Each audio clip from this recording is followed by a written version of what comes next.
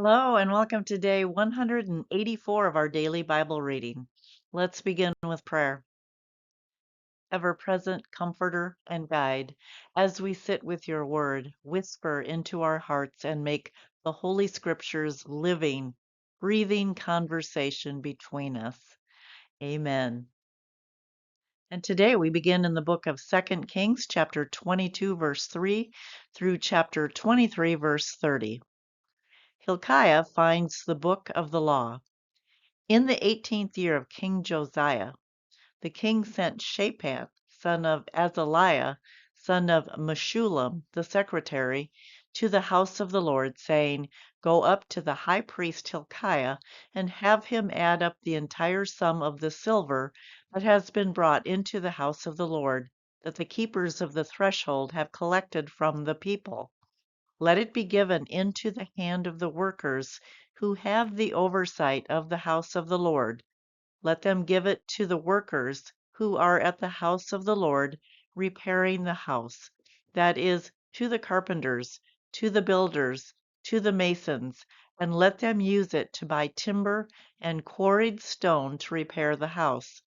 But no accounting shall be asked from them for the silver that is delivered into their hand, for they deal honestly.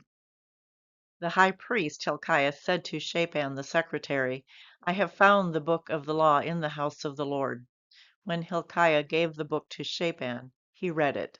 Then Shaphan the secretary came to the king and reported to the king, Your servants have melted down the silver that was found in the house and have delivered it into the hand of the workers who have oversight of the house of the Lord. Shaphan the secretary informed the king, The priest Hilkiah has given me a book. Shaphan then read it aloud to the king. When the king heard the words of the book of the law, he tore his clothes.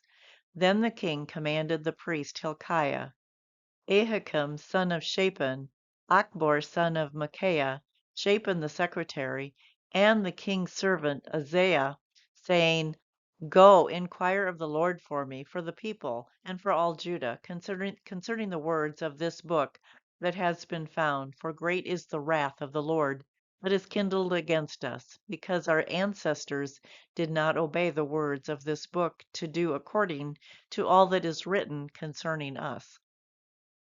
So the priest Hilkiah, Ahikam, Achbor, Shaphan, and Asaiah went to the prophet Huldah, the wife of Shallum, son of Tikvah, son of Harhas, keeper of the wardrobe. She resided in Jerusalem in the second quarter, where they consulted her. She declared to them, Thus says the Lord, the God of Israel, Tell the man who sent you to me, Thus says the Lord, I will indeed bring disaster on this place and on its inhabitants, all the words of the book that the king of Judah has read, because they have abandoned me and have made offerings to other gods, so that they have provoked me to anger with all the work of their hands. Therefore my wrath will be kindled against this place, and it will not be quenched. But as to the king of Judah, who sent you to inquire of the Lord, thus shall you say to him, Thus says the Lord, the God of Israel, regarding the words that you have heard, because your heart was penitent, and you humbled yourself before the Lord, when you heard how I spoke against this place and against its inhabitants, that they should become a desolation and a curse, and because you have torn your clothes and wept for me, I also have heard you, says the Lord. Therefore I will gather you to your ancestors, and you shall be gathered to your grave in peace. Your eyes shall not see all the disaster that I will bring on this place. They took the message back to the king. Chapter 23, Josiah's Reformation. Then the king directed that all the elders of Judah and Jerusalem should be gathered to him. The king went up to the house of the Lord, and with him went all the people of Judah, all the inhabitants of Jerusalem, the priests, the prophets, and all the people, both small and great. He read in their hearing all the words of the book of the covenant that had been found in the house of the Lord. The king stood by the pillar and made a covenant before the Lord, who follow the Lord. keeping his commandments, his decrees, and his statutes with all his heart and all his soul, to perform the words of this covenant that were written in this book. All the people joined in the covenant. The king commanded the high priest Hilkiah, the priests of the second order, and the guardians of the threshold to bring out of the temple of the Lord all the vessels made for Baal, for Asherah, and for all the host of heaven. He burned them outside Jerusalem in the fields of the Kidron, and carried their ashes to Bethel. He deposed of idolatrous priests whom the kings of Judah had ordained to make offerings in the high places at the cities of Judah and around Jerusalem, those also who made offerings to Baal, to the sun, to the moon, the constellations, and all the hosts of the heavens. He brought out the image of Asherah from the house of the Lord outside Jerusalem to the Wadi Kidron, burned it at the Wadi Kidron, beat it to dust, and threw the dust of it upon the graves of the common people. He broke down the houses of the illicit priests who were in the house of the Lord, where the women did weaving for Asherah. He brought all the priests out of the towns of Judah and defiled the high places where the priests had made offerings, from Geba to Beersheba. He broke down the high places of the gates that were at the entrance of the gate of Joshua, the governor of the city, which were on the left at the gate of the city. The priests of the high places, however, did not come up to the altar of the Lord in Jerusalem, but ate unleavened bread and among their kindred. He defiled Topheth, which is in the valley of Ben Hinnom, so that no one would make a son or a daughter pass through fire as an offering to Molech. He removed the horses that the kings of Judah had dedicated to the sun at the entrance to the house of the Lord by the chamber of the eunuch Nathan Melech, which was in the precincts. Then he burned the chariots of the sun with fire. The altars on the roof of the upper chamber of Ahaz that the kings of Judah had made, and the altars that Manasseh had made in the two courts of the house of the Lord, he pulled down from there and broke in pieces, and threw the rubble into the Wadi Kidron.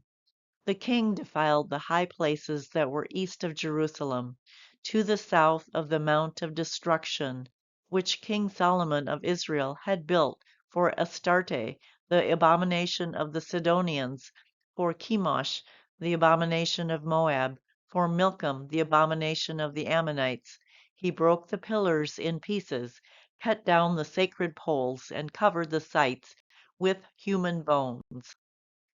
Moreover, the altar at Bethel, the high place erected by Jeroboam, son of Nebat, who caused Israel to sin, he pulled down that altar along with the high place. He burned the high place, crushing it to dust. He also burned the sacred pole. As Josiah turned, he saw the tombs there on the mount, and he sent and took the bones out of the tombs and burned them on the altar and defiled it, according to the word of the Lord that the man of God proclaimed when Jeroboam stood by the altar at the festival. He turned and looked up at the tomb of the man of God who had proclaimed these things. Then he said, "What is that monument that I see?" The people of the city told him, "It is the tomb of the man of God who came from Judah and proclaimed these things that you have done against the altar at Bethel." He said, "Let him rest. Let no one move his bones." So they let his bones alone, with the bones of the prophet who came out of Samaria. Moreover, Josiah removed all the shrines of the high places that were in the towns of Samaria that kings of Israel had made, provoking the Lord to anger. He did to them just as he had done at Bethel. He slaughtered on the altars all the priests of the high places who were there, and burned human bones on them. Then he returned to Jerusalem. The Passover celebrated. The king commanded all the people, "Keep the Passover to the Lord your God as prescribed in this book of the covenant." No such Passover had been kept since the days of the judges who judged Israel, even during all the days of the kings of Israel and of the kings of Judah. But in the 18th year of King Josiah, this Passover was kept to the Lord in Jerusalem. Moreover, Josiah put away the mediums, wizards, teraphim, idols, and all the abominations that were seen in the land of Judah and in Jerusalem, so that he established the words of the law that were written in the book that the priest Hilkiah had found in the house of the Lord. Before him there was no king like him, who turned to the Lord with all his heart, with all his soul, and with all his might, according to all the law of Moses, nor did any like him arise after him. Still the Lord did not turn from the fierceness of his great wrath, by which his anger was kindled against Judah, because of all the provocations with which Manasseh had provoked him. The Lord said, I will remove Judah also out of my sight, as I have removed Israel, and I will reject this city that I have chosen, Jerusalem, and the house of which I said, My name shall be there. Josiah dies in battle. Now the rest of the acts of Josiah, and all that he did, are they not written in the book of the annals of the kings of Judah? In his days Pharaoh Necho, king of Egypt, went up to the king of Assyria to the river Euphrates. King Josiah went to meet him, but when Pharaoh Necho met him at Megiddo, he killed him. His servants carried him dead in a chariot from Megiddo, brought him to Jerusalem, and buried him in his own tomb.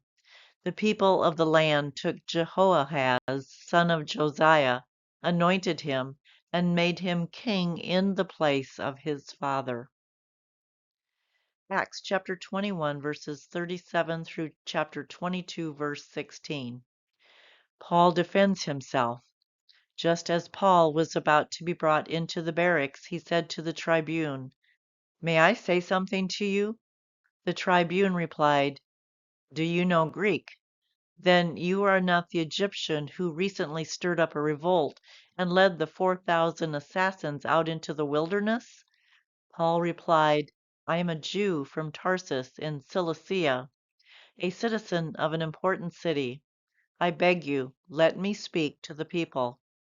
When he had given him permission, Paul stood on the steps and motioned to the people for silence, and when there was a great hush, he addressed them in the Hebrew language, saying, Chapter 22, Brothers and fathers, listen to the defense that I now make before you.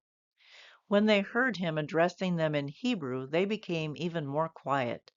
Then he said, I am a Jew born in Tarsus in Cilicia, but brought up in this city at the feet of Gamaliel, educated strictly according to our ancestral law, being zealous for God, just as all of you are today.